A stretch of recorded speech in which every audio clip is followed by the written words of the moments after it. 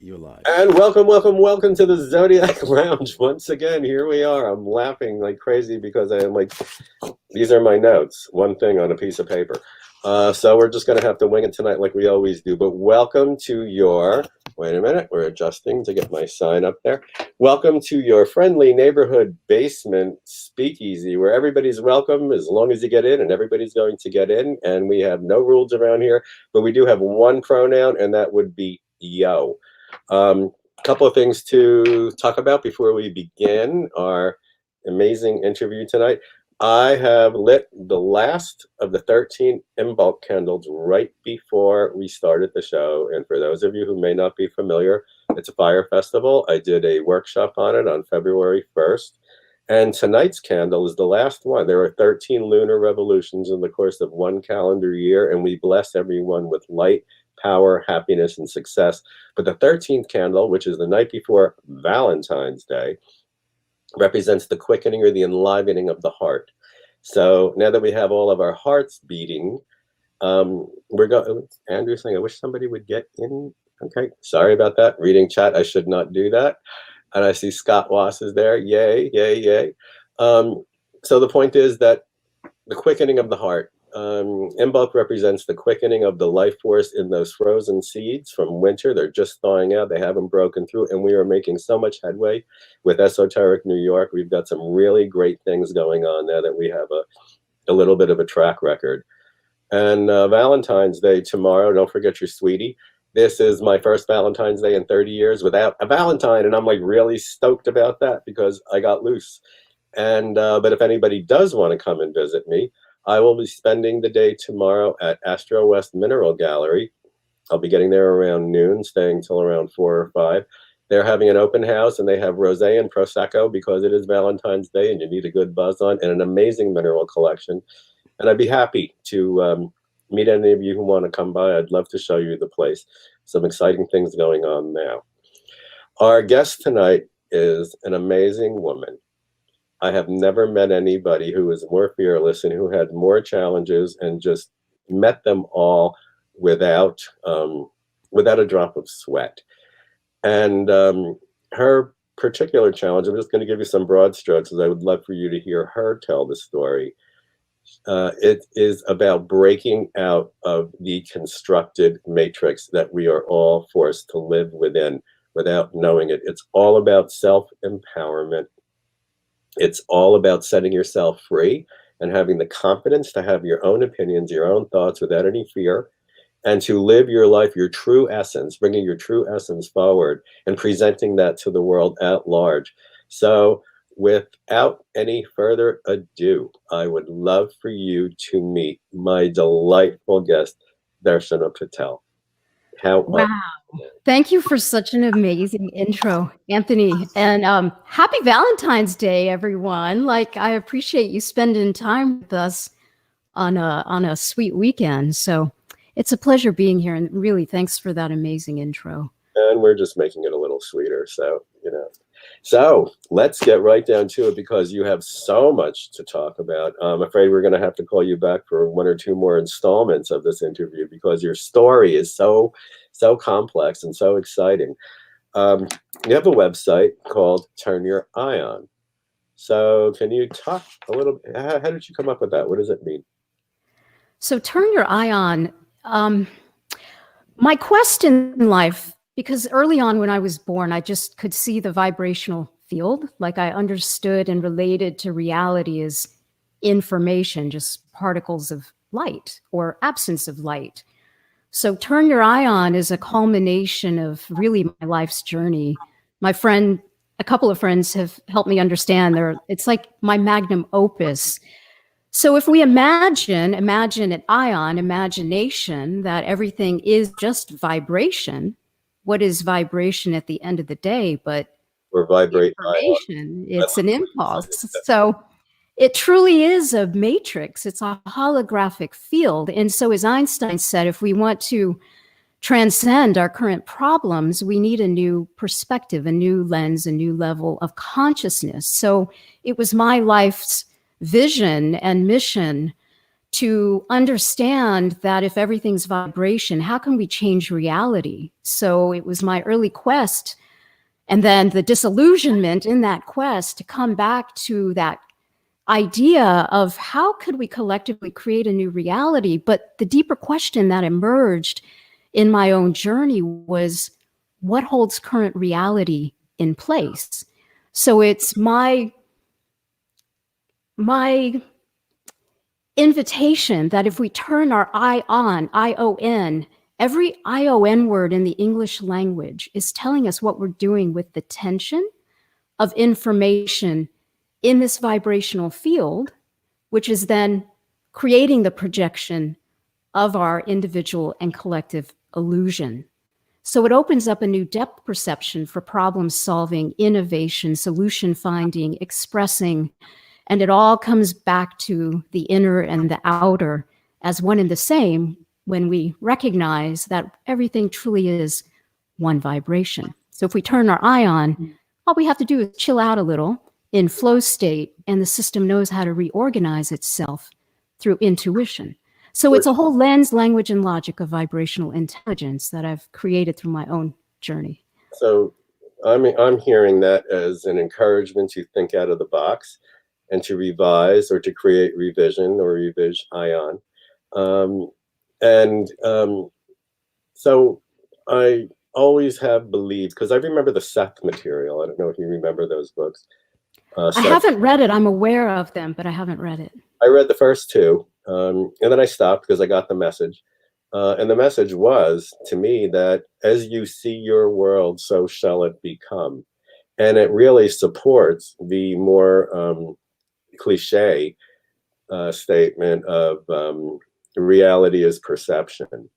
And then it really started me thinking, because especially now, we have so much encouragement to embrace fluidity without really understanding what it is. And you and I, in our prep, did discuss the difference between subjective versus objective truth, subjective reality versus objective reality. And if your reality, do you believe that there is any reality that is just really concrete? Because we used an example of touching a hot stove. Is vibration concrete? At the end of the day, essence does create form, and it's our relationship to what sensation is. Sensate ion could be relative beyond the five physical. So it's all a spectrum of immaterial to material. So form is relative based on the distortion that we choose to apply, and distortion we'll find is actually a function of emotion. So I've broken down the quantum tensegrity structure to be able to explain how cognition and emotion create the electromagnetic field. It's a right angle triangle, which is what everything is. So I basically created the 0-point technology that can access the multi-dimensions, because there is no outer. It truly is a projection of the inner. And then collectively, through narration and conversite ion, conversation, communing at ion, communication, we're anchoring the density of the illusion through the emotional entanglement, which creates the frequency. Emotions are the tension, literally in the physical body, right? It's the tension creating the quantum flux, and it's all one big equation. We are each an algorithm, an individual equation of a larger wave function. So where each song we're singing is contributing to the collective symphony, it's quite simple to create change and to understand it's all like a projection. It's all a wave function that we're emitting with our emotions, and that frequency is then creating the mass. Frequency becomes the attractor. It's the gravitational field that becomes dense. So the object is still a function of the unification. It's the union, the lack of distinction of emotion and cognition. So we can unravel it with this cool language, lens, language, logic, and then how we relate to conflict, consciousness, communication, and change all evolves. I mean, I like what you just did with that word. Union is ion. And I know in physics, it's about taking an atom and then adding an extra so that there's an unequal amount, and then they become much more flexible and applicable. In my own past, my career, in my last life, within this life, I had a company where I made aromatherapy compounds, but they were pretty much modeled after pharmaceuticals, but they would be incomplete. I used to refer to them as incomplete atomic structures, but they were basically ionic compounds. And they needed one atom of hydrogen. And hydrogen is the element within us that allows everything to assimilate into all of our cells. So they turned out to be very rapid, but it's that same concept except in a substance. And it was different with every person because of where they were at, where all their ions had been created through their own perception. And you used the word a minute ago that wants me to ask you to expand a little bit on your background. You talked about algorithms. So can you tell our guests about your professional background? Yeah. I'll highlight it in like five main components, and I'm happy to dive in because I'm realizing now at this stage of the journey, Anthony, you know, we were talking about the hero's journey, and I'm now at the point where I'm emerging enough out of survival mode to look back and go, oh my God, look at the shit I've done. It's quite fascinating. So my undergrad is information systems. I taught myself the basic programming language on an Apple IIc computer. It was like the one book that my brother had on the shelf next to his computer. When he was out, I was on that green screen teaching myself basic. So information systems kind of became my foundation of recognizing that there's this dialogue that happens with technology, and you can actually simulate life with these bits and bytes. So I really started this foundation of understanding life and simulating life as a bit and a byte. So I've got information systems in my background, and then global transformation in large scale organizations, not even Fortune 500, but Fortune 10 companies. And then with running 3 different consulting companies, at one point I would start, staffing companies were getting into consulting. And because of my ability to see the micro and the macro, I was groomed into opening different offices, different branches for these staffing companies to become consulting companies. And then I was learning the art of global transformation at the same time, project management, business analysis, process engineering and optimization, Lean Six Sigma. I'll talk about some of the companies I've worked for because it does get a little neo-like when I look back. Yeah. And then the other aspects of it that are important, I have a master's in conflict. So I understood, you know, project management and then organizational change went hand in hand. So I have advanced degrees in global transformation and change. And then the master's in conflict wasn't conflict resolution because I started that path, took courses of mediation with other attorneys. They were attorneys. I'm not an attorney, but with attorneys. And I realized we were actually diminishing the value of conflict because we didn't know how to ripen and nurture the juice of what conflict offers. So I found an amazing program that was conflict analysis and engagement, where you actually engage conflict as a psychological gem. It's a diamond to open up greater consciousness. So then I started imbuing this new lens of conflict into my work with global change.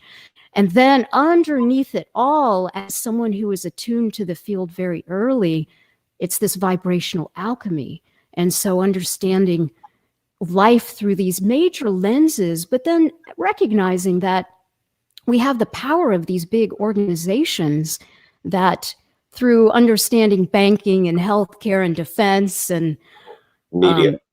media, yeah, I got to see the underbelly, but recognizing there were only a few that were running the show, yet the power of organizations and teams were profound. Like I fell in love with organizational dynamics. And when I look at the future, I know there's so much hope. All we have to do is just shift the way we relate to reality and find that sense of empowerment to not simply challenge the system, but just see where the limitations of the current system are and allow a little more flow versus the excuse of tradition being a limitation.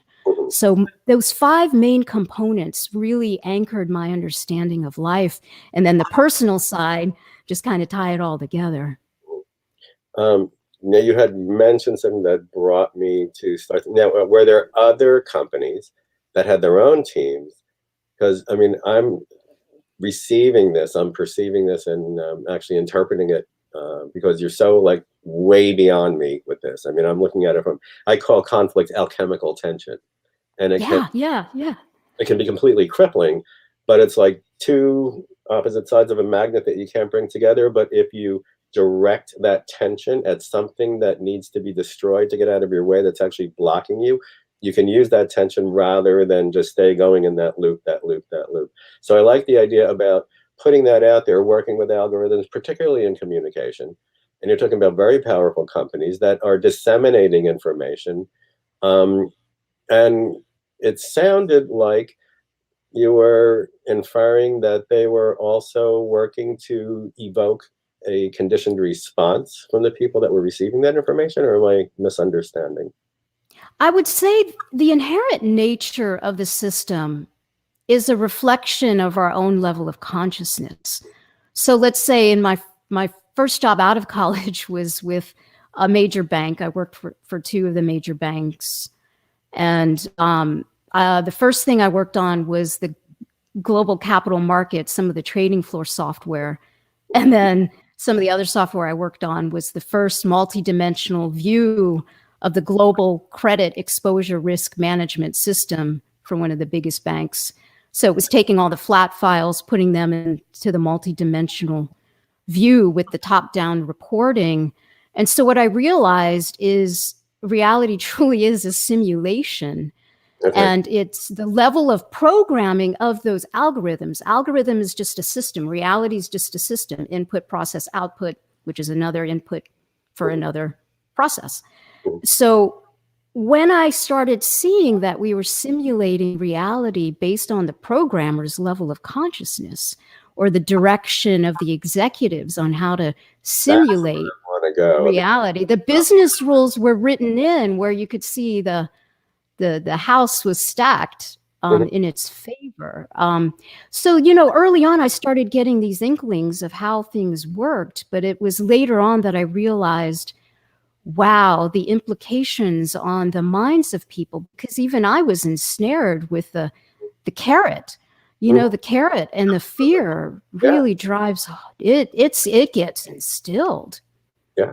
And then we just freeze with it and we hold it and then we just let it perpetuate until we decide who needs some of this. It's like plutonic energy when you're working with elemental energy. Pluto is like he's not like Mars. I mean, Mars is that like really flashy kind of, Street Fighter that's, nunchucks and the whole thing and very I'm a Leo double Aries. I know about it. Okay. Sun and double Mars. I mean. Oh my God. But plutonic energy is like that big bouncer that's just leaning against the wall. And when he's had enough, he just walks up and so that kind of energy is frightening to people because it's so daunting. But when we think about it, it's like, am I going to let that hit me? Am I going to try to dodge it? Or am I going to grab it? Am I going to embrace it? And then direct it either within myself where I need to blow away certain boundaries, or direct it outwardly and remove the boundaries and the hindrances that I have.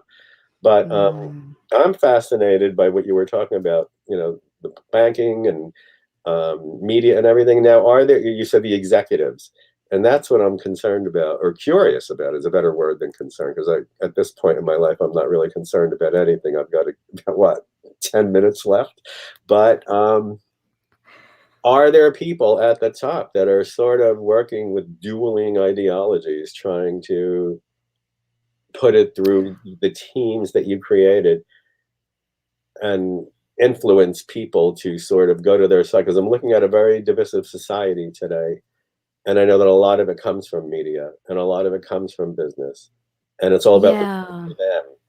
And then we get kind of seduced into believing that we're hearing the right song and not realizing that we need to step out and kind of make our own decisions, which is what I want to get into in the next portion of our chat.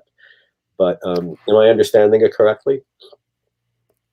I think, because of the evolution of the human trajectory, we were designed to be at a time where we were meant to be disillusioned and allow the egoic expression to be, the one in charge, the masculine, the egoic, the positive energy, the let's measure it, let's make it repeatable.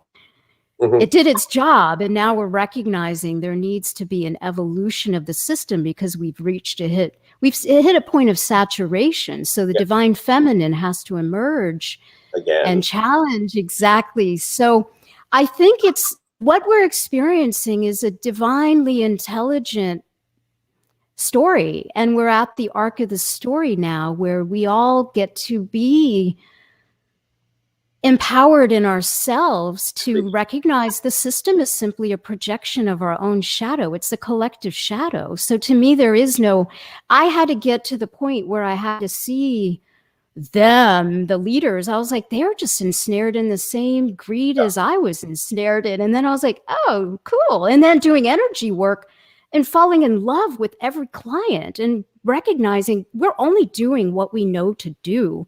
And we've been handed down some shitty traditions that I think now we can just be ourselves, shake it all off, and be accountable now for what we do want to create. Anthony, like at the end of the day, turn your eye on as a movement to, if I could just cut to the chase, it's freaking be accountable. There is no excuse. There is no outside of us. Like you dig in deep and you do the work, and it comes down to emotions. If you want to liberate yourself, it's been 20 years of work. I've been ashamed of what it's taken to undo my 48-year journey. Like it's 20 years of unstoppable entire life without even understanding that they need to step out of that programming.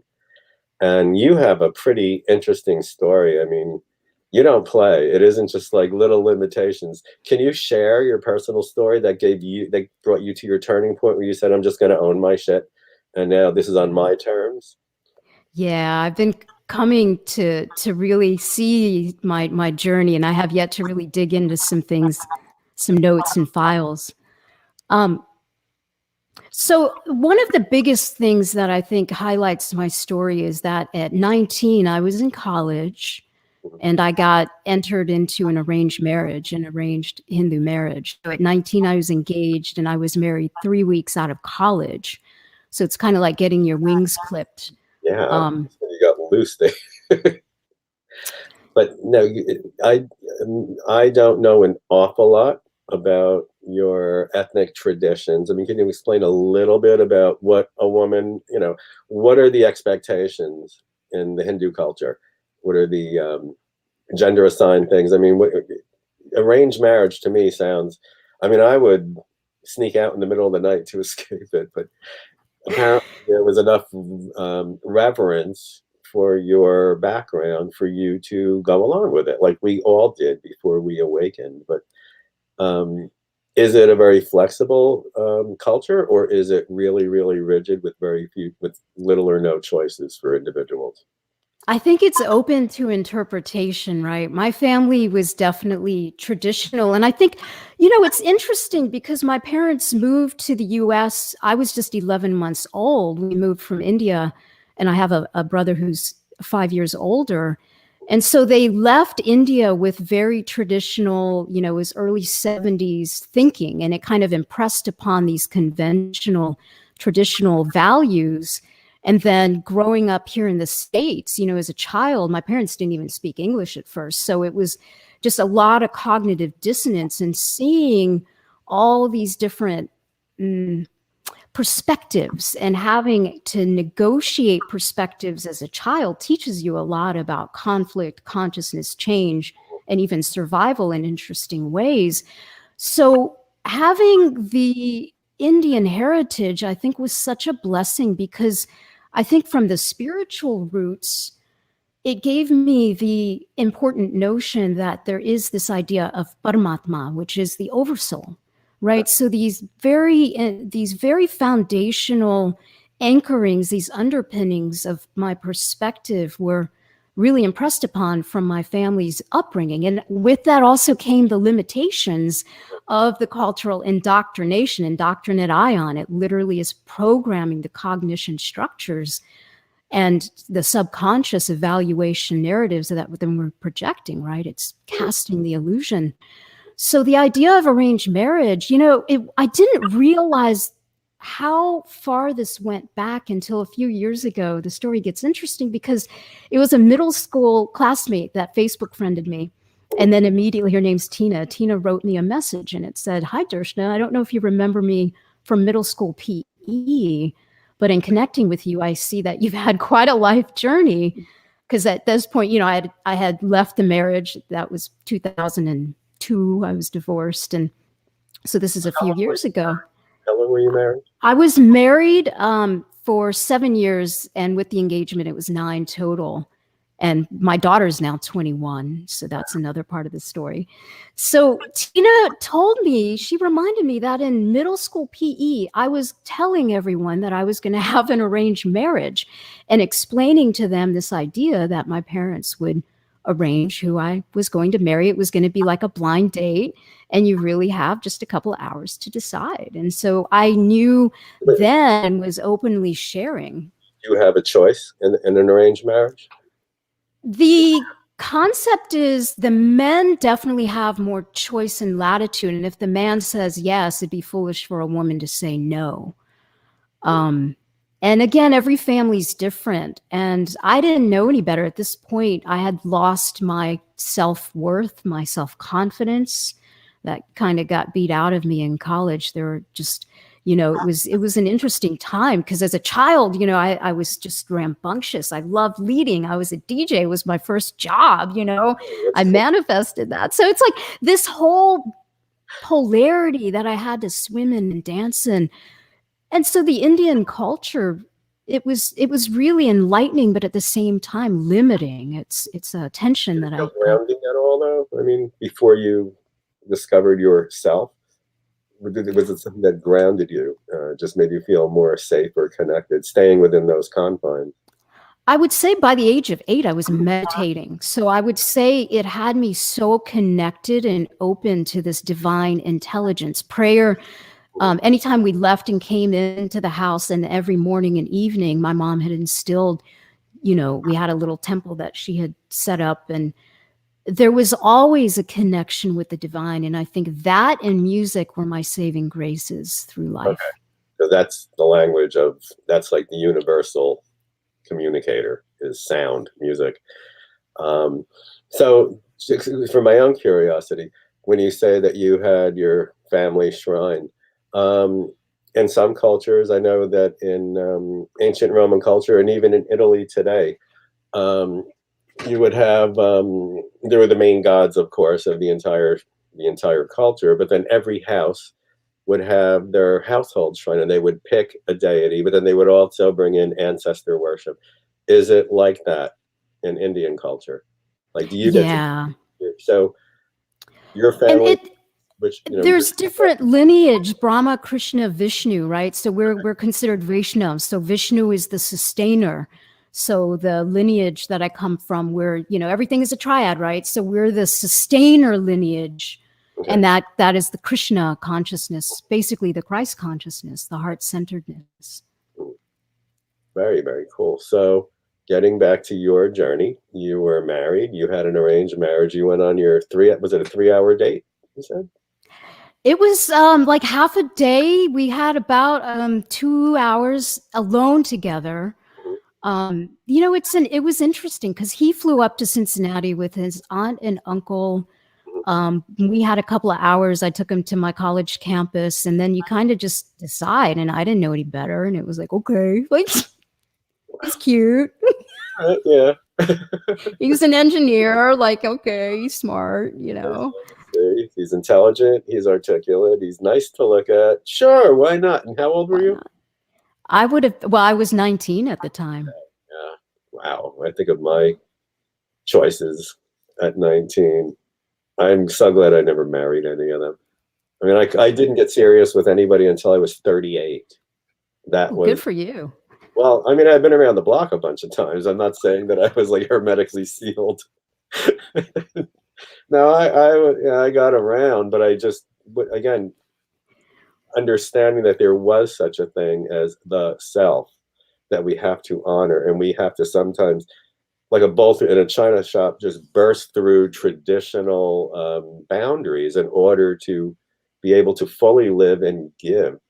I never took anybody seriously on that level. I had a very busy career.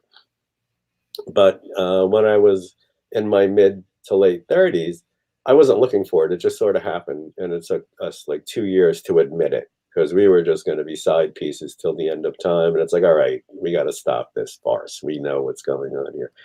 But I'm saying all that because I couldn't imagine um, knowing that I would be involved in a marriage that is supposed to last, forever, at the age of 19. And you could probably use that to forgive yourself if you felt it was a mistake. So you met him. You obviously agreed to marry him because you were married and you had a daughter. But, what did that feel like? Did it feel like you were being stifled, or was it something that liberated you as your spiritual essence?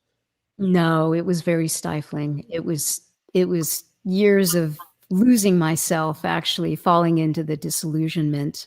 Okay. And yeah, the big turning point was when I could see the illusion myself of what it meant to be a girl in my particular culture was the day my daughter was born. It was the birth of my daughter. And it's a sacred moment when new life comes in, and when it's emotional. The first, because I had to come to terms, right, and recognize it has an impact even on her to know these things. But we've come to understand these are intergenerational patterns. The first words uttered when she came out of the womb was, "Oh, it's a girl." And when I felt that disappointment versus the sheer celebration of this is the one thing that I knew I wanted, was this baby girl. I just knew. I already knew it was going to be she was going to be a girl. Like there was this connection that we had already. And it was striking when I heard those words, and they come from a place, it's just culture, right? So now I can have compassion. But Anthony, was in that moment where it was like, ding, ding, ding, ding. I'm a girl. She's a girl. Wait, what? Like this is going to become her reality. And it was like, Arr! It was like the rewind. And then I literally went back and realized this program, everything was literally about to be given to her. And that was the turning point. It was like the seed of like that wake up call where you go, wait a minute, something utterly does not feel right. And this is now an injustice. And it was 2 years later that I got divorced. And that was just a whole coming out. I just, all these layers of cognition start to open up. Your reality unravels when you have one core, a turning point. Everything just, the layers start to peel off, and there's no coming back at that point. Otherwise you're gonna, until the birth of, when you gave birth to your daughter, you had that moment. It's like, oh no. Like when you realized what being a girl or a female meant in your culture, it's like, I don't know, I want to give her something better than this. Yeah. So it must have been an amazing catalyst and an enormous enlightenment for you, like all crammed into like a single second. Once you I realize now it was her birth and my rebirth in many ways, and it's kind of the culmination point now. She's going through her rebirth and I'm going through my rebirth now, and there's these beautiful arcs of journeys, things that you can share with each other and sort of propel each other and fuel each other in order to get. Is that how it works? I mean, are you turning into that kind of a partnership with your daughter? I'll show you the kind of partnership. Hold on. Okay. Oh, I want to see if I have it. Oh, it's a book I'm reading. I don't have it here. It's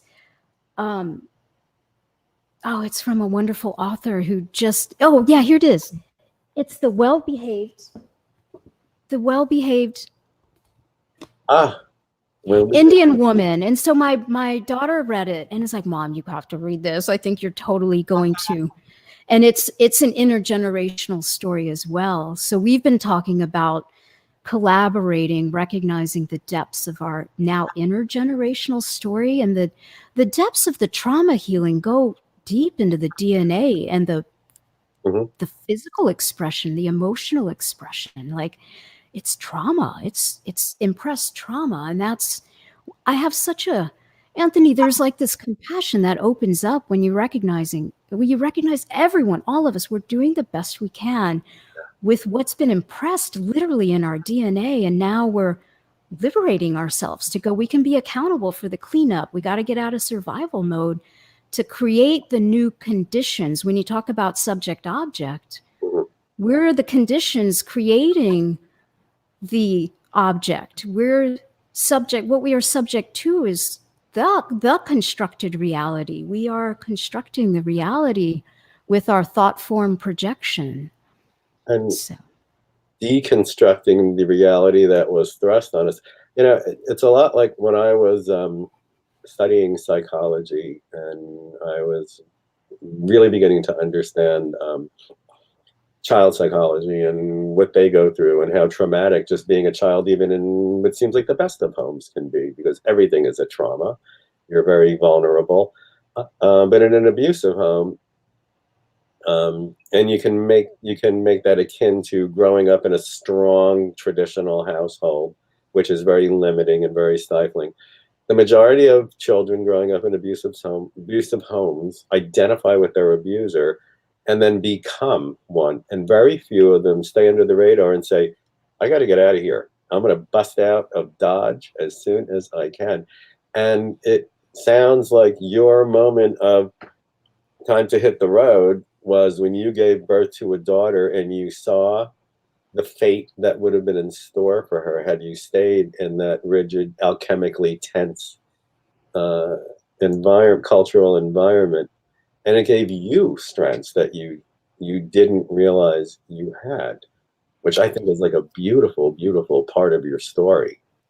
it So, did ignite a conviction. It really did. And in fact, the book I wrote was dedicated to my daughter, and it's how it's about, yeah, for my daughter Aisha, whose being ignites in me a divine conviction to imagine a more civil civilization for the life and fulfillment of all future generations. so you are leading culture forward, but also vindicating all the wrongs that have been done, and you're not discarding it. You're just sort of deconstructing it and reconstructing it, which is something that you seem to have a habit of doing. If you listen to it's become thematic in your life too. I mean, you were working with algorithms and conflict resolution. Am I saying that right? Yeah. Am I remembering this properly? Conflict analysis, or Conflict and transformative conflict, but conflict, yeah. So it's basically creating the matrix and then realizing that the matrix is not serving you or anyone well, but you only have it from your perspective. So by being one of the architects of it, you're able to deconstruct it and reconfigure it. And it's interesting, we were having a conversation in the green room shortly before coming on here where we were talking about that with emotions. I had mentioned that I had one of those days where I loved mankind but hated people. And I was quite happy being a hateful bitch, but I was smart enough and responsible enough to not interact with anybody. I took no phone readings. I didn't see anybody. If I had to go out, I just sort of put myself in this little protective shield. But I had to deconstruct that emotion to find out why, what was I projecting that the universe was bringing to complete that and present it to me as this concrete, like, hate fest. And I saw it. I figured out what it was, and it's okay. Now you have to put it all back together, but in a different form. You might take all of the ingredients that came together as a complex to make that happen and do them in different proportions. So it's still there and you're still experiencing it, but what you've done is you've neutralized anything detrimental. Very much like taking an atom and adding a proton or electron and turning it into an ion, then it'll be either positive or negative. So now I'm really totally digging the turn your ion and the ionization The message. language starts to unravel it all. When you get the mechanics, it really truly is a 0-point technology. And this is not firm and fast. It's my understanding and deconstruction of it. And there's a very simple algorithm that allows us to relate to the field as vibration. And then we realize life is an epic story. It really is alchemical, and it's nothing but tension and energy, which is tension is energy. And we're, conflict is information, as you're saying, Anthony, coming together in new ways for the first time in our perceived Right. construct. We're nothing but, I love show and tell, that's the child in me. We're nothing but a topography. I call it my ninja man. We're sitting in our own projection of reality. It's this holographic field, and we're toying around with the illusion, forgetting that it's actually a projected structure. So if we understood it's all triangles, when you talk about the neutral point, if we can direct the energy of emotional tension in a way that guides us towards a verse ion, a new song, a new frequency that we collectively want to sing together, a new version is simply a new narration, narrated to tell. Language creates the limits or liberation of reality. Reality is nothing but a limitation of language. So it's like it becomes this way to jujitsu your way through the field when you realize it really is just alchemical tension. It's at our discretion. But we didn't, I think many of us don't realize until we have something that creates a catalyst in our lives, that we actually created what we believe we might be trapped in or limited by. We don't realize that we have the power to rearrange those things until something really pushes you around the bend. And with me, it's like, it's at that point, it's like, I got nothing left with this one thing and I'm just going to go for it. It's probably going to kill me. It's like, well, damn, I just changed everything and now everything is terrific. I never knew I could do that. And then you realize that you actually created the boundaries and the limitations that we had by buying into the information that other people thrust on us. I mean, a lot of it is a societal imposition. Cultural. I love that. So society, imagine, is generating a buzz of energy, right? It's setting the conditions. Executives that are putting all those algorithms together to fuck with us at the top. And then our job is to wake up and reconfigure it. Yeah, exactly. Everything is there. We just literally have to transmute it. It's nothing but a construction of our own mind. And I tell you, like the money conversation, even though I literally used to see the ones and zeros, I had to parse, we called it file parsing, in order to literally, you'd have to count the 9 QSIP code, hit return. And I would do that. It was one of my early jobs, is to go through flat files. And I recognize this is really banking and the 9-time fractional lending. I was like, whoa, the system is built on nothing. But the fear of it still has me, because it's a collective conversation that we buy into. And that is the density of the emotional entanglement is actually what creates the persistence of patterns, which is what reality is. It's a persistence of patterns. If it's resetting itself every moment, it creates the persistence. They're recognizable. They're comfortable because they just is something that we know. They're familiar. And that's very true. It's so true.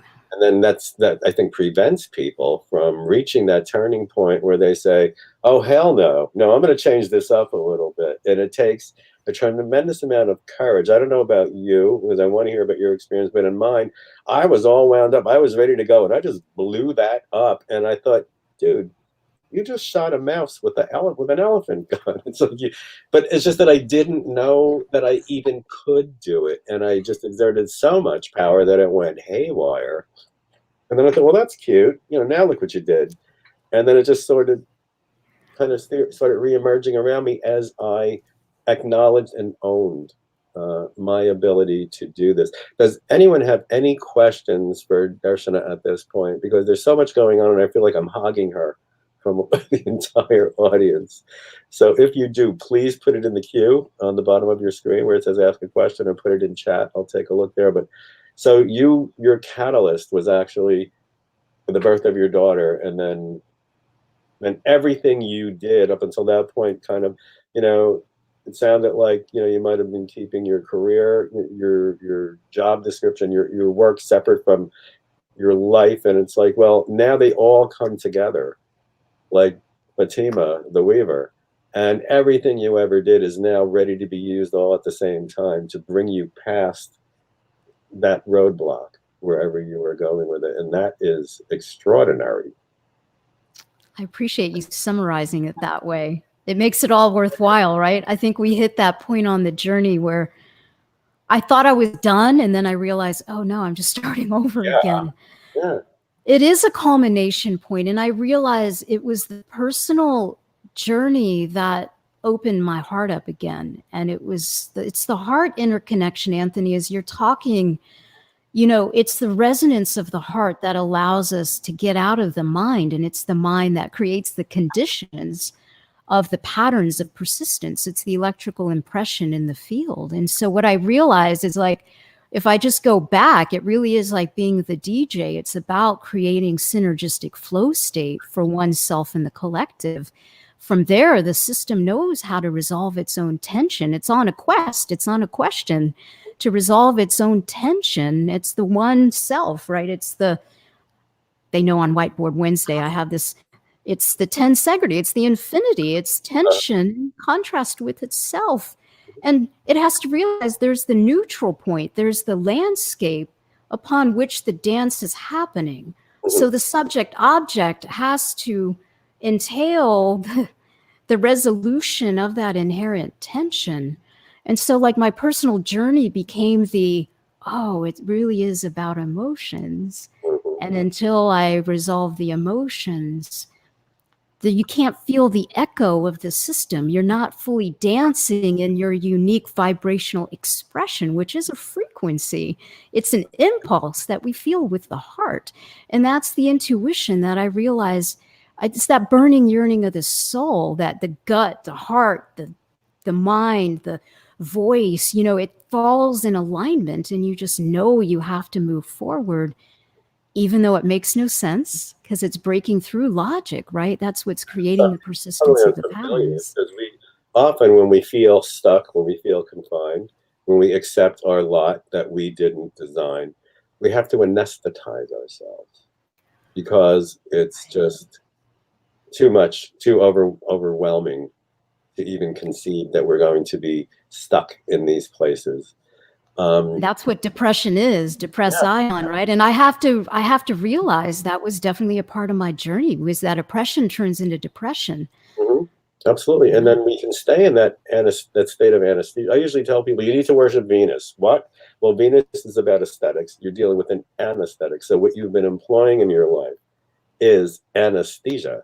The only antidote to bring you back to feeling, to motivate you. Sometimes you have to feel pain to get off your ass and make changes. Other times you need to be excited. But when we've anesthetized ourselves, it's because we've submitted to somebody else's construct. And we don't like being there, but we don't realize we have the power to change it, or the empowerment to change it. Sometimes we have to acquire it. Sometimes we don't want to acknowledge that we do. And then by actually allowing ourselves to experience the aesthetic, to embrace things in their beauty, their ugliness, their comfort, their pain, that we become alive again. And then it makes us realize we have all these moving parts that we can actually reconfigure. It's like playing with Legos. That's exactly it. Yeah. And that is, on a psychological level, I think that is the great motivator, because when we just submit to somebody else's boundaries or limitations, we give up.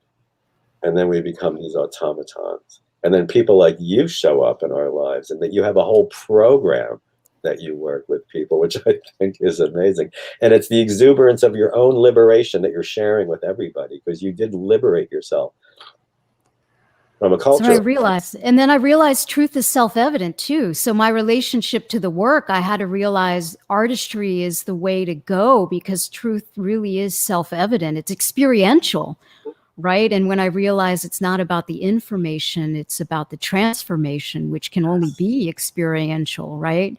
Yes. So self-help becomes self-liberation. And so it really is about sovereignty and empowerment.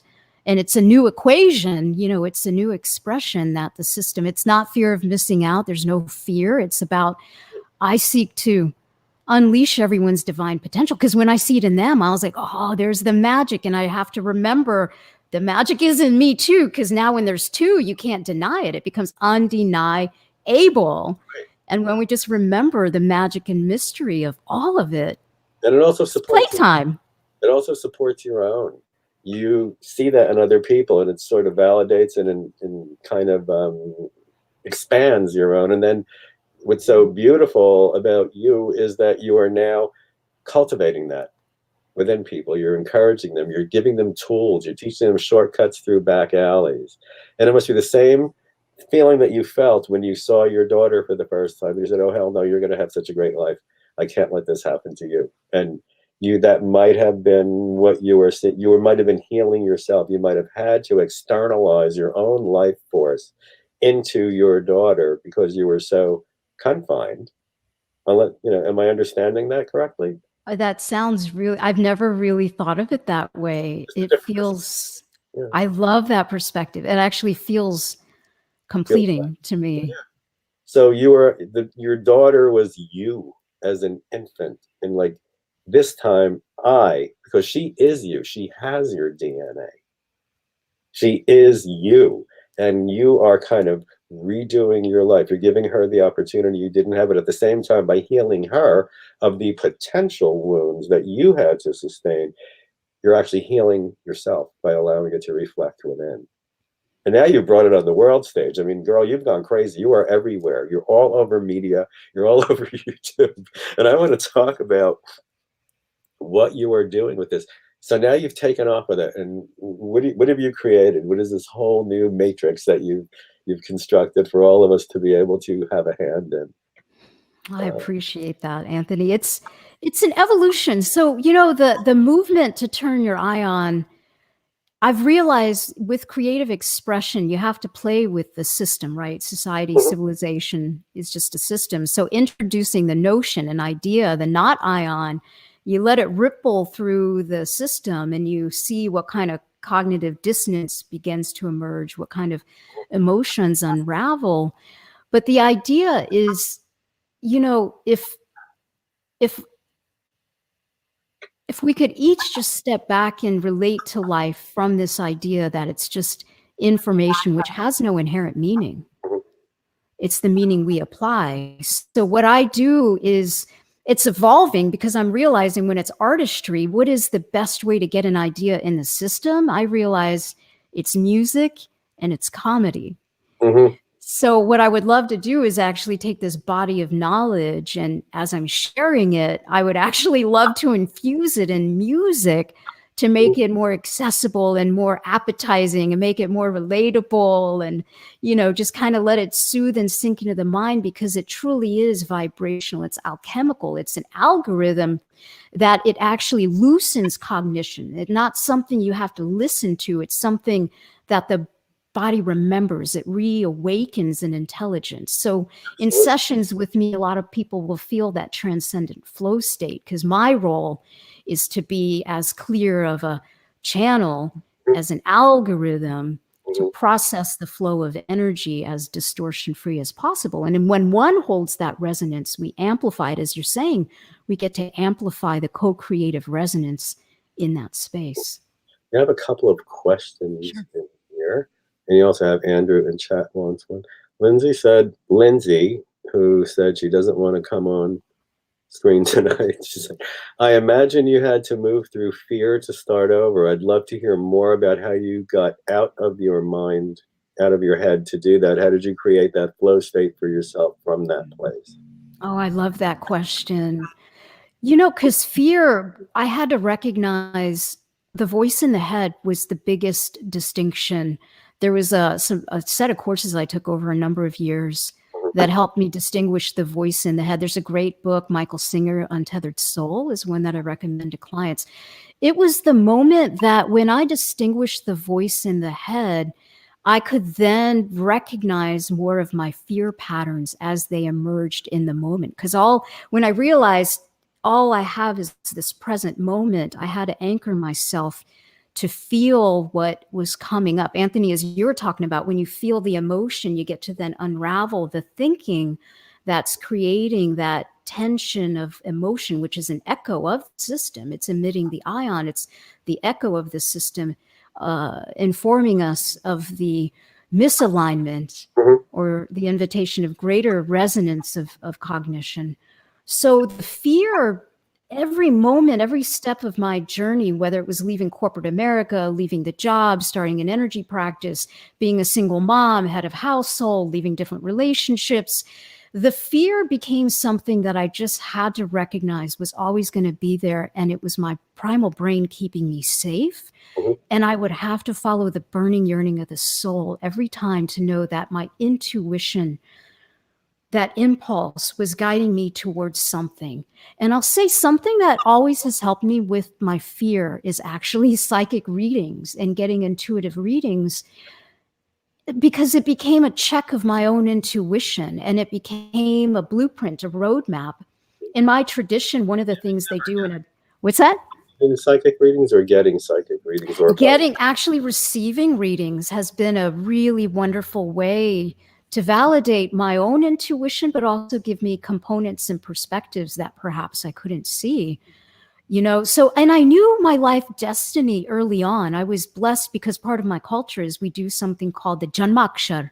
When a child is born, you do with the charts, they do them by hand, the astrological reading. Actually, your name is based on the astrology alignment. It's called the Rasi, which is the resonance of the universe at your time of birth, right? It's the timestamp of your essence, you have your a resonance. astrologer there doing your charts when you're born? Yeah, you don't name the baby until you get all the information. And so Darshana, Dara were the two sounds I think that my name required. Darasha were optimal. And so Darshana literally means to see. And so, knowing my destiny helped me with the fear component. And then, I got to say, with fear, I realized that I've had to step into the things that even the most fearless men are afraid. And that was to step into haunted houses. One of my roles was a very successful energy clear of multi-million-dollar homes. I worked with a wonderful real estate agent and many different other people who were great at what they did in real estate to actually harmonize fields of energy. And grown men would be afraid to walk into these spaces. And I just realized fear was something I had to learn to constantly overcome. And it's reminding me of a story. Here's something that might be useful. It was a mantra that my mom would have me go down to the scary basement storage room we had in our house. And she would say, chant Hanuman. And it was a way for me to connect with that energy of there's some other presence that was keeping me protected. And I'm thinking about that story now. And I think that's helped me deal with fear, was to have my mind chew on something while I kind of shored up my energy and always knew there was some intelligence that was divinely guiding me. And that fear truly was the illusion. That was accessible. And I think in a lot of ways, particularly in our leadership, whether it's authority figures like parents or politicians or law enforcement or media, I think fear is a very useful tool for them because it keeps us immobilized and we don't realize that we can overcome it. And we have the fire starter. We have Angela here on stage. What's up? What's up, you guys? What's Good to up, see Steve? you. Nice seeing you. I have a question. So when you realize the pattern that you're stuck in or that you've just grown to know, and you go to deconstruct it and reconstruct it, like mentally, emotionally, physically, why does it still stay in the energetic body? I love that question. This is something, Angela, that I had to recognize in now the 7 years of doing energy work on people, was the emotional and the cognitive work could be done. And then even in my own journey, I realized the persistence of the patterns was unconscious and in the tension of the body, the emotional healing, I think, of impressed trauma of our own journey, but also the DNA expression of the past generations of trauma. And we know in science now, in psychology, they're saying actively 14 generations of, traumas, phobias, fears, beliefs are in the DNA. We know spiritually, energetically, that energy persists until it's transmuted. So I think the answer to that is it's still persistent in the field because it's unresolved in the DNA expression. And part of the work that I realized I've been doing for myself through some wonderful healing modalities, but also with clients, is the Akash. The Akashic field is the vibrational field of intelligence. It is this multidimensional field. And the resolution of those old patterns is something now that we can individually be accountable for. It requires the physiology, and I think the rescripting and the rewiring, and now the DNA liberation, and then the energetic repatterning through the basic alchemy that we have literally in the palms of our hands now. So I think it's a collective transmutation of energy, which is resetting then the karmic, which is basically causation and reaction in the system. So it's a karmic cleanup that massively now our collective consciousness can simply say, history doesn't have to be a persistence of patterns, but it requires the multi-dimensional, multi-layer, concerted, symphonic effort to repattern the expression of the system. Okay.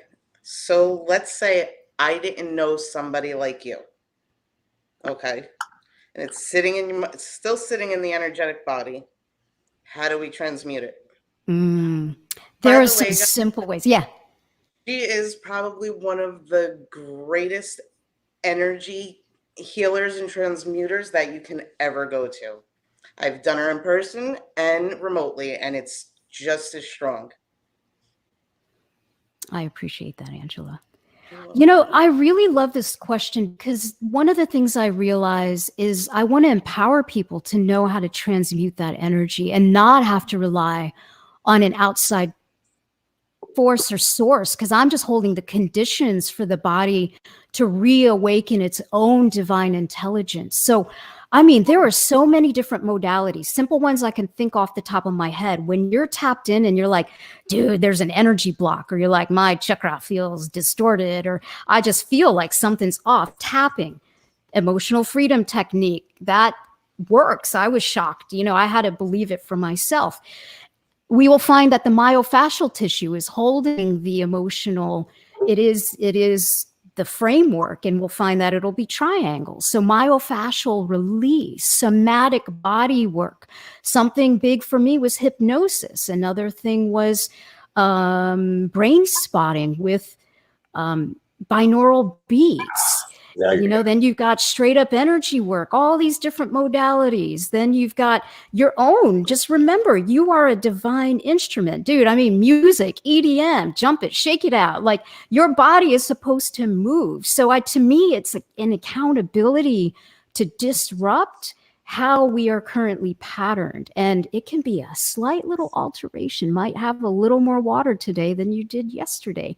And every little shift, every little change, every little ion is literally catalyzing a change in the form of the expression. So it's really as simple as one simple change, a little more ease, a little more flow, a little more grace, a little more not thinking, a little more chilling out, a little more dancing, a little more love, is really the self-healing that automatically catalyzes the self-healing potential. We just got to release the tension.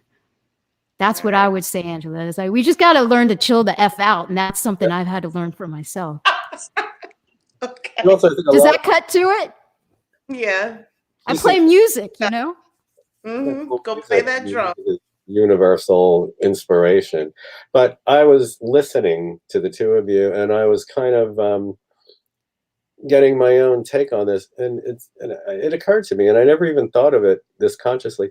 A lot of people come to me, it's like they have some bad energy going on, they have patterns that are standing in their way, and their immediate thought is, I need to excise this, I need to get rid of it. But I'm understanding now that no, you just have to reconfigure it. It does, you know, same ingredients, different proportions, same list, different priorities. Right. Energy does not go, it never goes away. It just changes, it transmutes, it stays forever. It never dies. So if it never dies, we cannot get rid of something that we consider to be a blockage or a problem.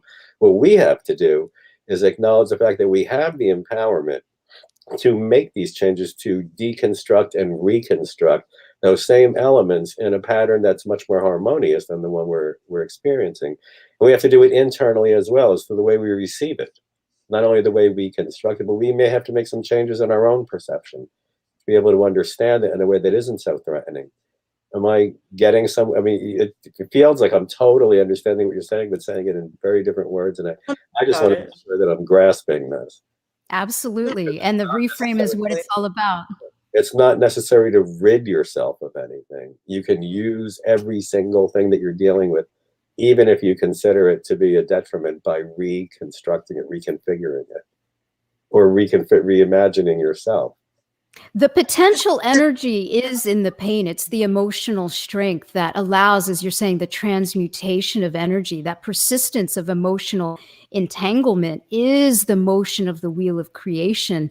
When we allow the emotions to have a constructive direction and intention, every ION word, if we look at the etymology, it's telling us what we're doing with the tension in the system. Intendere, intention is to stretch, so we are inherently a creation algorithm. We're a creation tension vibration. There's source vibration, anion, and there's manifestation. We are the tension of manifestation, this creative tension sitting in the middle, trying to figure itself out in this dance of just assimilation, right? It's just resolving what we can't see and having fun in the journey once we realize it's all an illusion. Yeah, well, it's a playground, and we just have to learn how to be playful with it. Otherwise, we're just going to be immobilized by it. We all just have to with ourselves. Reminds me of the gourd orgasm. Okay. Word orgasm. Oh, the word orgasm. Okay. I was like, okay. I was on Fire Island in the 70s, and people were passing gourds and melons around under the table. So I just, I'll roll with it. It's hilarious. But Angela, that was an amazing question because I'm reading it. I'm reading it because she wrote this. There's not. Oh, wow. Question. Probably easier to say. Pardon? Probably easier to say. I'm glad I came on and said it. Yeah, I am too, because there's something that happens with dialogue that makes it much more able to understand and to nourish people that may have the same question, but just not recognize it when they read it or hear it read. And we have Danielle in the house too.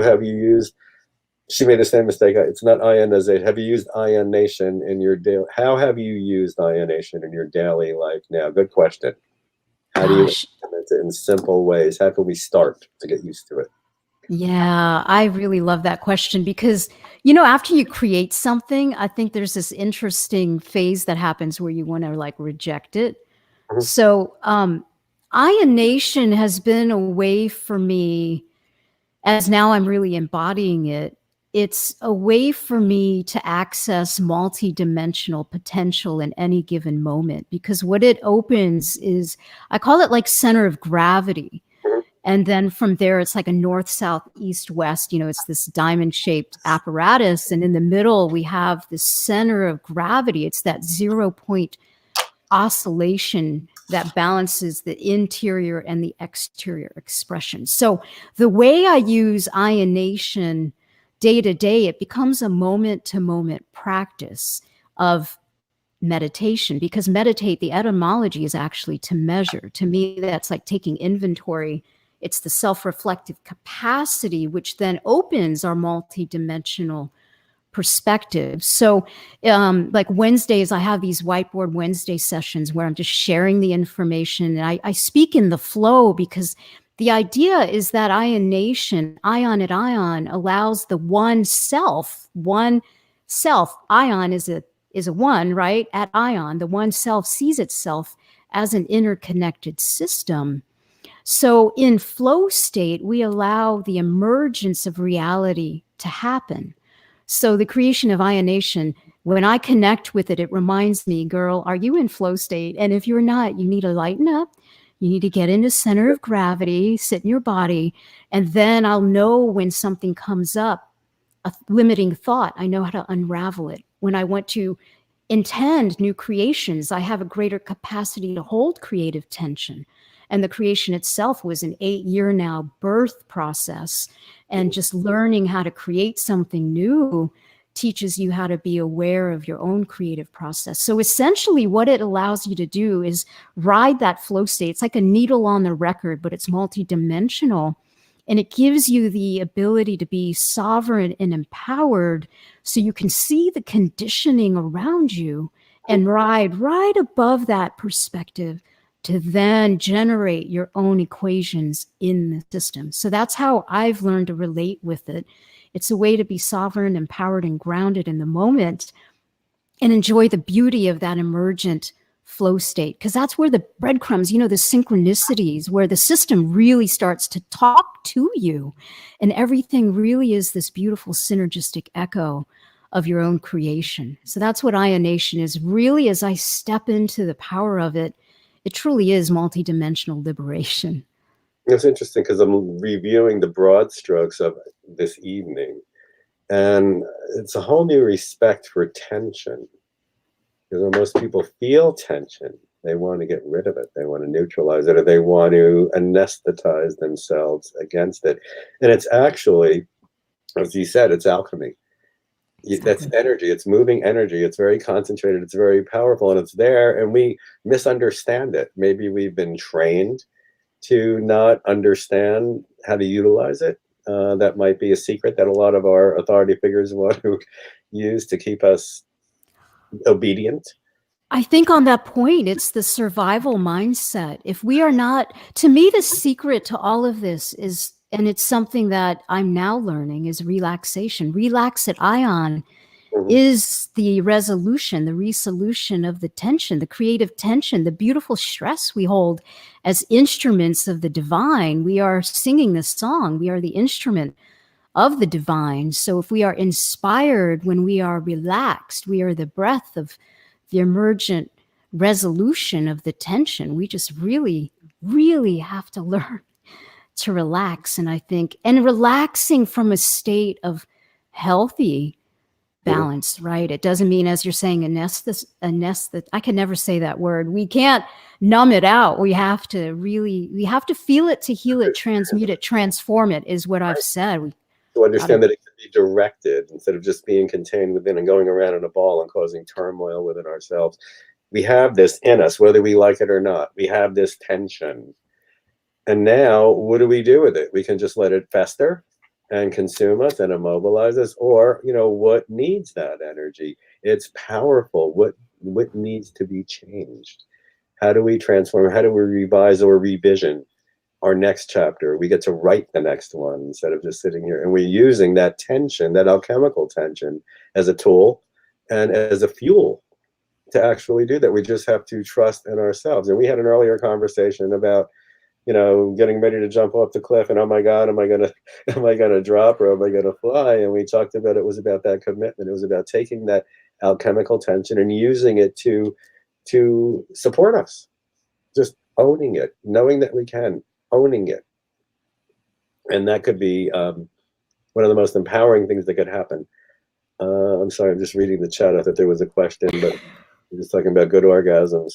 I call when you know how you know what you know, when you step back and reflect on how you know what you know, it makes for a good braingasm. There's some videos I talk about the braingasm, because how you know what you know changes the topology of your mind. When you open up that self-reflective capacity, it's like a braingasm, because you can open. It's all about information integration capacity. If you want to be a powerhouse in life, it's how much resistance free can you hold in any given moment. It's truly the most relaxed person is setting the foundational modulation like a metronome. It's the foundational anchor of everything else. So having a braingasm can shake things up nicely and open up new information. It's sort of like a little death and rebirth all at the same time, which is why it's called petit mort. Now you've done this for yourself, and now you're at a place where you're bringing it out to everyone. So how are you offering what you found? How are you putting it out there? How can people learn, use, be trained? How can they reach you? I appreciate the opportunity. I'm going to drop it here in the chat. Turn your eye on YouTube. is a good primary source to go to. And you could keep up with Whiteboard Wednesdays. You'll see the invite for the Zoom link. Those are at 8 p.m. on Wednesday nights, free on Zoom for about an hour or so. So that's the best way. And turnyouриon.com, the website. And then I have a community. It's a pilot community of the New World creators to explore ionation. Oh, Kitty, hi. And that's Ionation, ionation.mn.co. But YouTube, if you go there and look at the descriptions and some of the newer videos, you'll get all the links there. Cool. So that's how people can work with you. And what's interesting, this is all part, it started out as your own private personal healing, and now it's just sort of rippling out. And people are responding, and people are able to have changes made in their lives that they never thought that they were going to be able to accomplish before. And it's just this incredible new philosophy that might not be new. It just needs to be tapped into. And I think he's the metaphor of cultural imposition and boundaries. We were raised to believe that we can only go so far.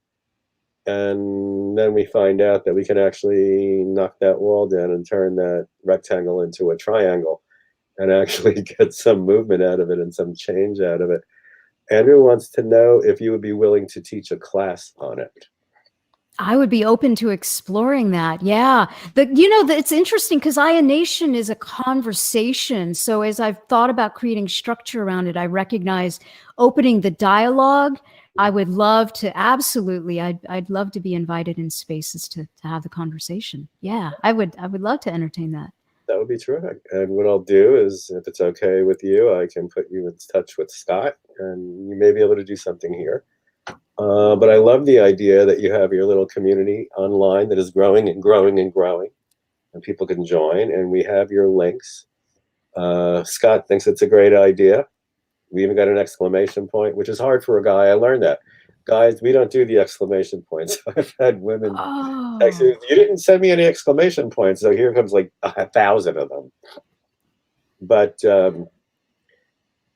it is a good idea, because I think it's something that we all need to learn how to do. Because when I was training people in esoteric arts, my intention was to have them standing independently. They didn't need me. They knew how to work as a team. So when we did group work, they were perfectly fine and trusting, and all came together synergistically to create transformation and have it manifest.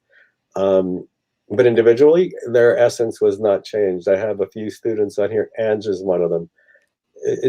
We should not break the Broncos. If you go back to the old Westerns, I mean, a horse needs it cannot have its spirit broken. And I see so many teachers in esoteric arts who are breaking the spirits of their students, for the people that they're mentoring, because they want little regimented armies of people that are just sort of thinking alike and acting alike. And well, what we're all doing is able to come together, but keep our individual nature intact. And we have to learn that one internal lesson that you got in a flash when you gave birth. And it's like, no, we all have to do this for ourselves, and we cannot do it in a vacuum. We cannot do it in isolation. We needed a community around us, but we also have to remain independent and stay true to our basic nature, and then just make those changes in our energy to be able to connect and affect change. And I'm so excited. I'm so excited about it. I have no idea what's awful, but okay, so somebody thinks something is awful. Okay, I shouldn't read chat. I should not read chat when I'm crowdcasting. But so we do have a way to get hold of you. Everybody here has a way to take further advantage, to learn more about you, to perhaps be mentored by you. And now you have an opportunity. When you connect with Scott, we can publicize when you're going to be on, and have a lot of people waiting to learn what you're able to teach. And by doing that, you're actually allowing it to reflect inward and continue your own evolution. Did you see him do it again? The cat on the keyboard. So cute. What's the cat's name? That one, that is my lunatic. That's Rudy. And I named him after Rudolph Valentino, because he's a lover and he's very, very handsome, but he's been so indulged that he can do anything. He can do anything he wants and get away with it, and he knows it, which is why he'll jump up and walk across my keyboard while I'm live streaming.